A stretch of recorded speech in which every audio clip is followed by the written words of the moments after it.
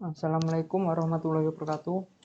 Perkenalkan, nama saya Adilam Pradana dari kelas TE2A. Saya di sini akan mempresentasikan tentang dasar sistem pneumatik. Nah, di sini sistem pneumatik berasal dari bahasa Yunani yaitu pneuma yang berarti udara. Istilah pneumatik selalu berhubungan dengan teknik penggunaan udara bertekanan, baik tekanan di atas 1 atmosfer maupun tekanan di bawah 1 atmosfer. Sehingga pneumatik merupakan ilmu yang mempelajari teknik pemakaian udara bertekanan atau udara gempa. Dalam penerapannya, sistem pneumatik banyak digunakan sebagai sistem automasi.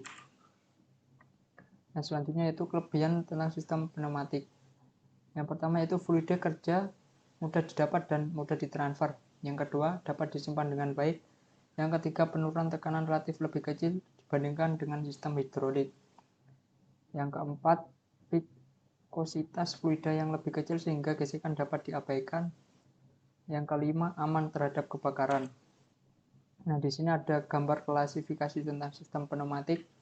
Sini bisa dilihat sumber energi udara bertekanan, sini kompresor, dan sini ada sinyal input, katup tekanan, tuas, roll, sensor, dan lain-lain. Dan di sini ada prosesor atau katup kontrol, and, or, nor, dan lain-lain. Dan di sini ada pengendali sinyal, yaitu katup pengendali sinyal. Dan di sini outputnya yaitu aktuator. Nah, selanjutnya peralatan sistem pneumatik. Di sini yang pertama itu kompresor. Kompresor berfungsi untuk membangkitkan atau menghasilkan udara bertekanan dengan cara menghisap dan menempatkan udara tersebut. Kemudian disimpan di dalam tangki udara gempa untuk disuplai kepada pemakai. Kompresor dilengkapi dengan tabung untuk menyimpan udara bertekanan, sehingga udara dapat mencapai jumlah dan tekanan yang diperlukan. Tabung udara bertekanan pada kompresor dilengkapi dengan katup pengaman. Bila tekanan udaranya melebihi ketentuan, maka katup pengaman akan terbuka secara otomatis.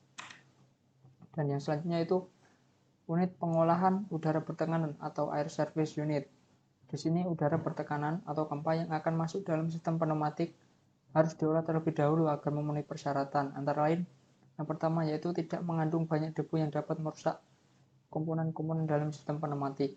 Yang kedua, mengandung kadar air rendah. Kadar air yang tinggi dapat menimbulkan korosi dan kemacetan pada peralatan pneumatik. Yang ketiga, mengandung pelumas. Pelumas ini sangat diperlukan untuk mengurangi gesekan antara komponen yang bergerak seperti pada katup-katup dan aktuator. Nah, selanjutnya yaitu konduktor dan konektor. Konduktor atau penyaluran adalah menyalurkan untuk udara gempa yang akan membawa atau mentransfer tenaga ke aktuator. Sedangkan konektor adalah menyambungkan atau menjepit konduktor, selang atau pipa agar tersambung erat pada bodi komponen pneumatik. Di sini ada macam-macam konduktor, antara lain yang pertama yaitu pipa yang terbuat dari tembaga, kuningan, baja, galvanis, atau stainless steel. Pipa ini juga disebut konduktor kaku dan cocok untuk instalasi yang permanen. Yang kedua yaitu tabung yang terbuat dari tembaga, kuningan, atau aluminium. Ini termasuk konduktor yang semi fleksibel dan untuk instalasi yang sesekali dibongkar atau pasang. Yang ketiga yaitu selang fleksibel, yang biasanya terbuat dari plastik dan biasanya digunakan untuk instalasi yang frekuensinya bongkar pasangnya lebih tinggi.